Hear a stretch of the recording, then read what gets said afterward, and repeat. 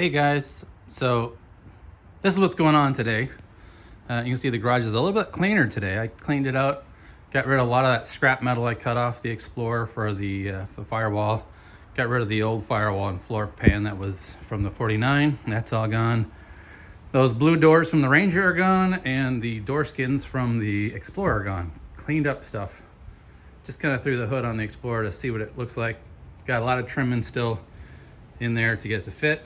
But today, the goal is to clean off all the rest of this lower cowl that's still kind of welded to where the windshield frame is. I gotta get that all done. Straighten this up, because it's kind of a little mangled when I drilled out the spot welds. Get that all cleaned up, and probably not gonna cut the rest of the floor off. As you see, there's a 2x8 down there. That's what I use to lift the cabs. I would put the 2x8 between underneath through the doors. And unfortunately with this cab, I totally forgot I can't do that to lift this cab up, because that cross bracing right there, get this broom out of the way. But yeah, that cross bracing I put in from here across kind of interferes with me putting that 2x4 across here and putting the engine hoist underneath it. So I can't even lift this cab up with the engine hoist and that 2x6, which I use to lift the 51 cab, which worked great. I've seen a couple guys on YouTube that built something similar to that for lifting up their cabs and stuff like that, which was really cool. Really works out great if you have an engine hoist. But now, since I can't do that with the cross bracing, I'm gonna put the cowls in. That's my goal today, is to get the cowl spot welded in and have them sturdy enough where they're not gonna move, not gonna mess with anything. And then what I'm thinking of doing is taking some of that, the 3/4 inch cross, that square tubing I have, and going from the bottom of the cowl into that rocker panel area there. So kind of strengthen it up, give it some support so the cowls in the front end here isn't just wobbling, so it's kind of connected to the rest of the cab. So that's my goal today, is to get that cleaned off, get all that crap off, clean up these edges where that gets spot welded to the cowl, and then on the bottom putting a little square tubing to support that, so the cowl's not just rocking around. So that's my goal today. And if you didn't know, in Minnesota it's March 7th, and almost all the snow is gone. It is 60 degrees out today. It's beautiful, a little windy, you can see the wind blowing, but for the first week of March, being 60 degrees out, can't complain. So I got the garage door open, got some fresh air in here, and got plenty of sunlight, natural daylight to work on getting this cab put together. So bear with me. We'll see how my welding skills go on putting those side cowls on. All right, I got most of the side cowl cut off and ground down. The little flange that was spot welded here, I pretty much just ground it down because there's no way I was gonna be able to drill those spot welds out. Plus it gives me a little bit more metal to weld to. I had to bend this back a little bit. So everything looks like it's gonna fit. So I'll show you what it looks like fit. So there it is, put in place. As you can see, the seam is not bad. It's a little bit of a gap, but when I start spot welding it and seam welding it, it'll fill in pretty good. This is what I'm kind of worried about. The top cowl sticks up a little bit. So as you can see here, you can almost see the seam of the new cowl panel inside the holes where the spot welds used to be. So I'm gonna have to see if I can push this cowl down a little bit to get a better weld and better fit over here. But I'm trying to get that seam to line up, and then that seam to line up, and right to the A-pillar. Probably just tack weld it a few times here, tack, tack, tack, just to get it to hold in place.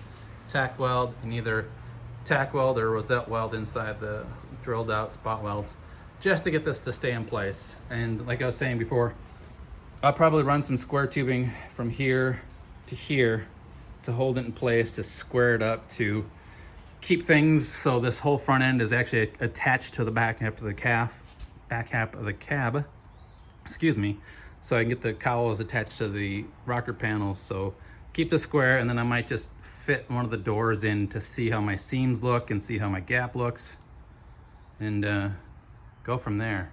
But yeah, right now I'm just gonna tack weld this in place and hope for the best. All right, spot welded.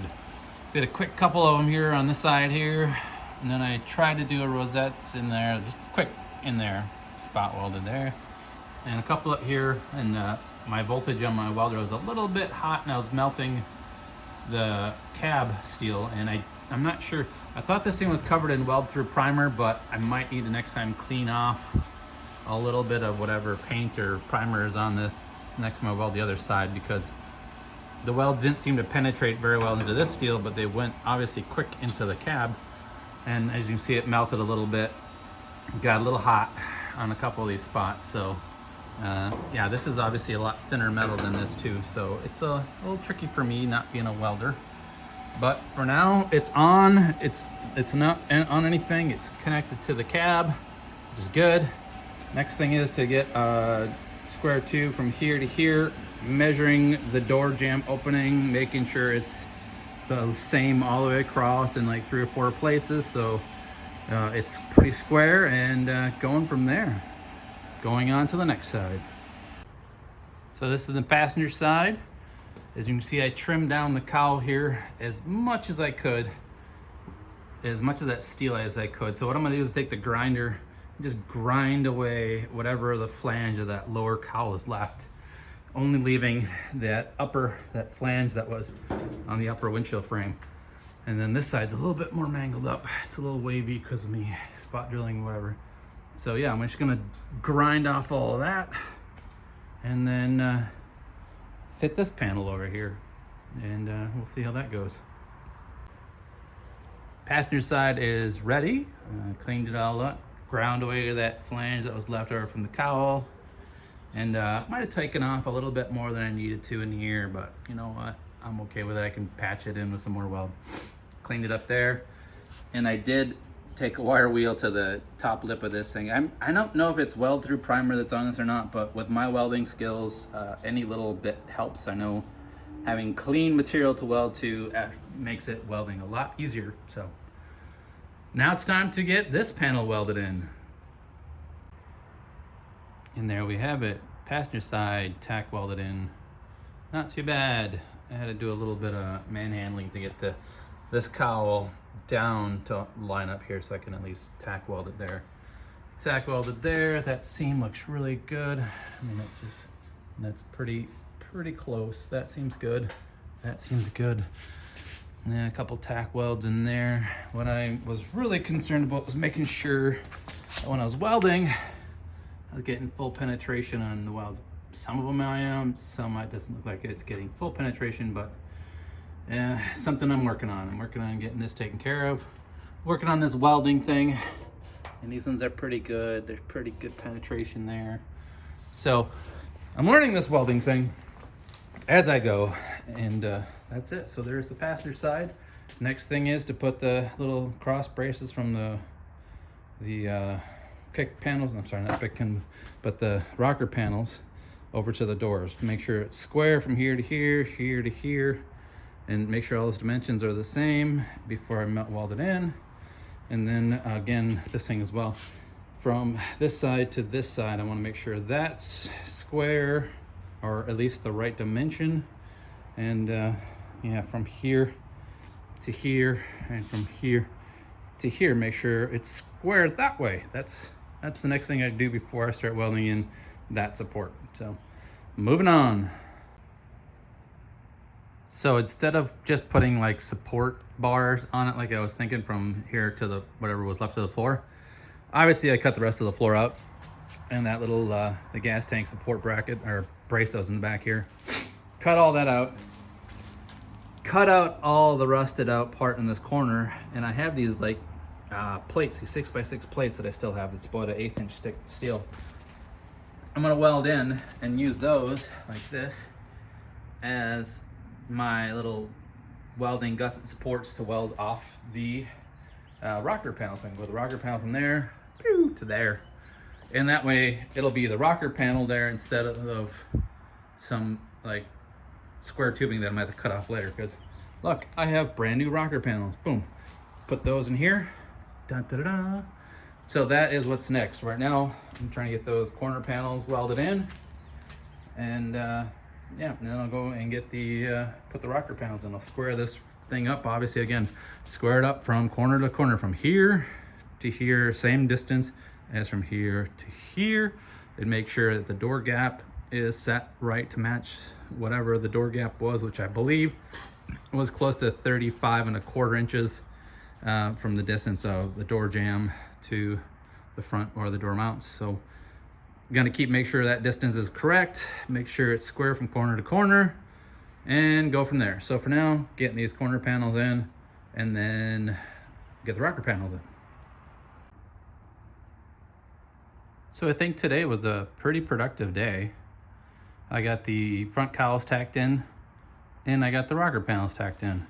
And I cut off that last of the floorboard and that support for the gas tank that I cut off. And yeah, so I just had these tacked in, and that. So I kind of just drilled a few spot weld holes and kind of rosette tack welded them on both sides, top and bottom. And I went off the measurements that I could find from this sill to this edge here. That's kind of what I use for my location of where I put my rocker panel. And yeah, you can see it got some good penetration in the welds there. But yeah, same thing here. I used the measurement that I had from here to this thing to measure where this thing went for the rocker panel. So yeah, went out pretty good. Same thing on this side, just kind of rosette tack welded in, and same thing, same distance from here to here. I try to measure, keep it consistent, and from there to there as well. And then corner to corner, then I use a tape measure, and I measured from here to here, that edge to that edge. And then I did the same thing from here to kind of keep the door opening square to fit the door. So hopefully, hopefully when I go put a door on, it'll fit and I'll have no proper gaps. And then what I'm going to do after that, tonight, I kind of have to call it a night, but I want to put square tube across the back here, kind of as a support tube. I have actually some rectangular tube. I have some 1x3 rectangular tube I also want to put back across here, kind of as a bracing, because once I cut the back of the cab off, this is going to be all kind of a little floppy and wonky. And I'm going to drill out the spot welds that are on these cross members on the back rib, because they're attached to where the door jamb is, and I want to keep the door jamb, obviously. So when I cut the back of the cab off, I'm going to have to drill out those spot welds on all those little support beam or cross members. Yeah, so that's actually not a bad day. My welding kind of, you know, just, I guess I just rosette tack welded, kind of sort of, as you know, as a guy who's never welded before, it's kind of what I got going on. And then this side panel, these ones aren't so bad. I'm not too bad. I haven't really finished them all in. I just kind of just tack welded it to get it to hold it in place. So I'm gonna have to do some patching. But I just wanted to get it in, get the seams to line up, get everything good, and so I can throw the cab onto the chassis, which is waiting for the cab. That's another reason why I cut the floor out, because with the floor out, I can put the cab down farther on the Explorer chassis. When I had the rest of the floor in, it wouldn't sit down as low as I probably want it to sit low. So anyhow, that is my day, productive day. It was Sunday, March 7th today. Again, beautiful day outside. It was 70 degrees out. I'm sorry, 60 degrees out. Had the garage door open, enjoying this weather. It's cooling off. It's about 7 o'clock in the evening. I have to go get some supper and do some other stuff. But yeah, I'm pretty proud of what I did today. This is, like I said, I'm not a welder. I've never really welded much of anything in my life. So this is all new to me, and I am, you know, learning as I go. So that's it for tonight, guys. We'll catch you guys later.